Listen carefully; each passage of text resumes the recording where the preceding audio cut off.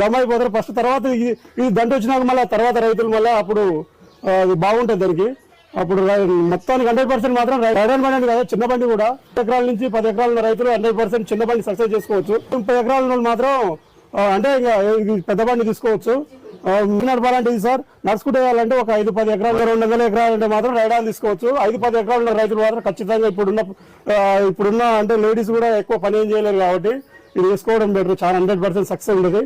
దీని గురించి ఏ విధమైన అపోహలు రైతులకు. కాకపోతే ఒక 1 ఇయర్ దాని గురించి తెలవాలి మనకు. అదే ఫస్ట్ పెద్ద బండి ప్లాన్ కాకుండా చిన్న బండి మనం తీసుకొని వేసినాం అనుకో, ఒక 2-3 కార్లలో మనకి ఎక్స్పీరియన్స్ వస్తుంది దాని మీద. ఎట్లా వేయాలి, ఏంటిది, నార ఎట్లా పోసుకోవాలి, మనం అంటే అప్పుడు మనకు తెలుస్తుంది. దాని గురించి తెలిసినాక ఒక 200-300 ఎకరాలు దీన్ని ప్లాన్ చేసుకోవచ్చు. కానీ స్టార్టింగ్ మనం దీనికి ఖచ్చితంగా మనం 5-10 ఎకరాలు మనం ఇంట్లో ఒక 2 కార్లు వేసుకున్నాం అనుకో, మనకు అనుభవం వస్తుంది. రైతులు కూడా మనం చెప్పగలుగుతాం. స్టార్టింగ్ మాత్రం మనం ఏం చెప్పలేము, అది సక్సెస్ ఫెయిల్యూర్ అవుతుంది, 100% ఫెయిల్యూర్ అవుతుంది. మన అనుభవం అనేది ఒక 2 కార్లు ఉన్నది అనుకో, ఈ మిషన్ తోటి ఒక 200 ఎకరాలు మాత్రం 100% వేసుకోవచ్చు. అనుభవం లేకుంటే మాత్రం 100 ఎకరాలు కూడా వేయలేవు.